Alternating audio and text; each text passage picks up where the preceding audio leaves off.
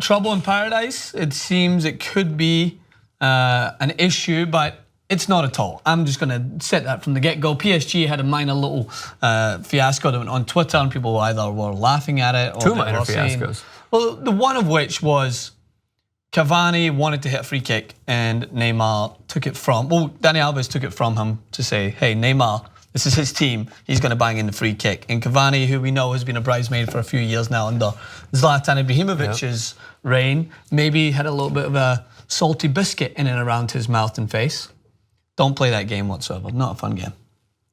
Laying off that one.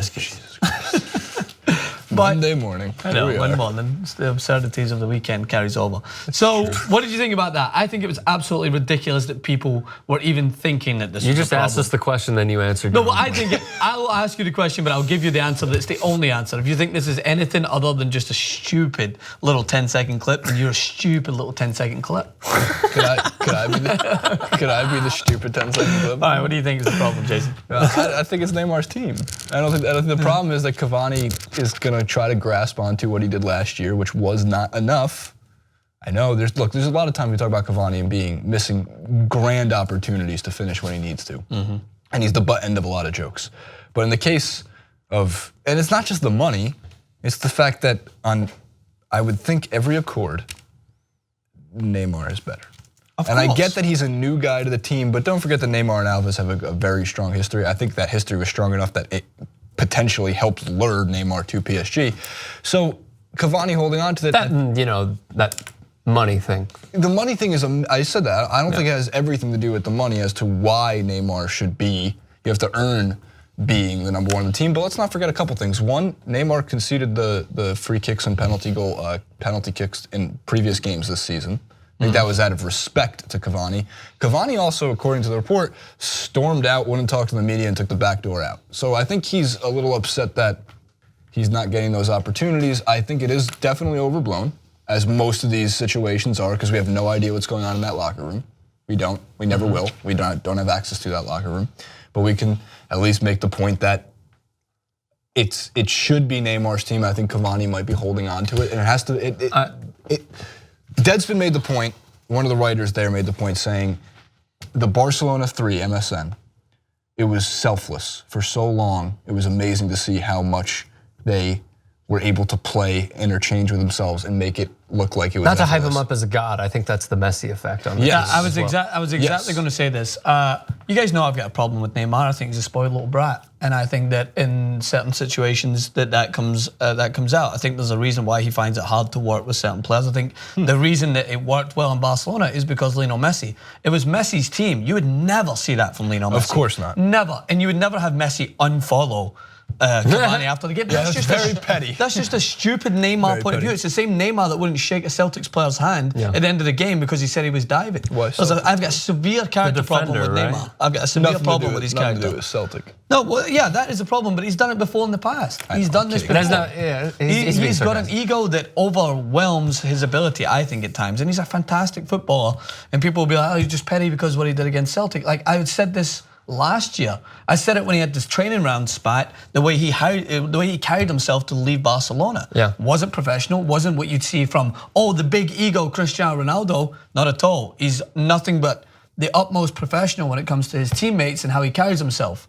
And I think that Neymar has a problem with his ego becoming too big for his own good. Now in this situation, I don't think he's wrong. He should be hitting the free kick. Dani Alves is doing his dirty work for him. What about the penalty? But yeah, the reason why I think this situation represents is that Cavani, this isn't just on this. He doesn't just storm off because he doesn't get a free kick or penalty, whatever else. Like, he storms off because this is probably what's been going on. It's probably because Neymar comes in and he knows it's his team. The team knows it's his team. But there's a difference between coming in, knowing it's your team, and having everyone work with you, rather than coming in and saying, oh, no, this is my ball and I'm going to play with it. Because you're not going to win anything that way. Cristiano Ronaldo did not do that with Real Madrid. He worked with Raul. He worked with everyone that was Raul's team. Did you see Ronaldo spit his toys out the pram or his dummy away when he didn't get number 7? No, he waited. He waited because that's Raul's team. Right. So there's a certain professionalism that I think you're hinting towards that Neymar necessarily doesn't have. I have a question for you in 1 second, but my main thing is, you sort of hit the nail on the head. there's many layers to this. And the most raw emotions that we could possibly see of the reality show spectacle that is sports is in game. And we saw everything that I believe, and I agree with you, has built up within training, within the past few games as well. And your bridesmaid point is also spot on because he has had to play second fiddle so many times over the last few years to Zlatan at PSG. He's had to play in an off position, which is the wing as well when Zlatan was there. I'm sorry? Except last year. Yeah, which is where right, except for last year when Zlatan went to United. Cavani got this idea that he got to taste it. He got to taste being his team. Correct. So he's finally been awarded it, and now you've this new kid who, granted, the new kid is awesome, has inflicted his will, and it seems like has drawn a divide in the team. Because like I see Francis watching it again, just to provide context. Yeah. If Neymar doesn't go over there for the fucking penalty, we don't talk about this. Yeah. We don't. And we finally realize, like, okay, we feel bad for Cavani. There's somewhat of a soft spot. He's waited his turn, he's finally getting his turn, and now this new kid is like, hey, asshole, it's actually my team. I'm the star. I'm the one that they actually sold out the stadium for just for me to wave my hand like the Queen of England. So fine, whatever. My question to you is, do you think Cavani, after seeing all this, being second fiddle to Ibrahimovic, being second fiddle once again to Neymar, is regretting his move from Napoli?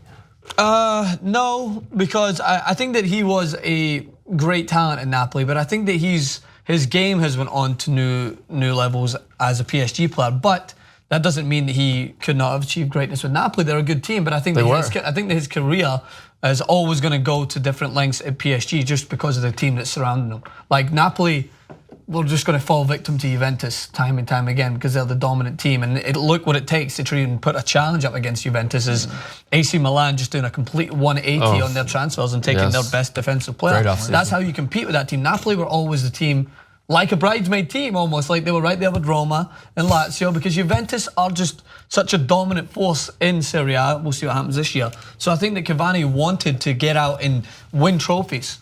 People think because PSG win it every year, that's now the norm. That wasn't the norm in France in the past. They've made it the norm. PSG are now the dominant team. Lyon have won it in the past. They used to be a very good team. They were top. Monaco, of course, recently. So I think that Cavani saw further expectation in his career by going to PSG. But I think that he didn't realize he was going to be coming up against two of the biggest egos. But Zlatan's ego was backed up because of the way he played. And he was a much more similar player to Cavani. Those two couldn't play in the same position. One of them had to take a second string role. Neymar works well with others when he's playing in a system that he buys into. And I just think that all this hype about him wanting to go and blaze his own trail without Lionel Messi, I think he's taken that to heart too much because he's a fantastic player when he works with teammates. I think he's just trying to make everyone Brazil. And let me tell you this, how'd you do with Brazil? Fair point. All right, real quick, because then we have a few other stories to get to. How do you see this playing out? What do you think happens? I think that Neymar gets his way. I think that Cavani has to either like it or lump it. I don't see Cavani leaving.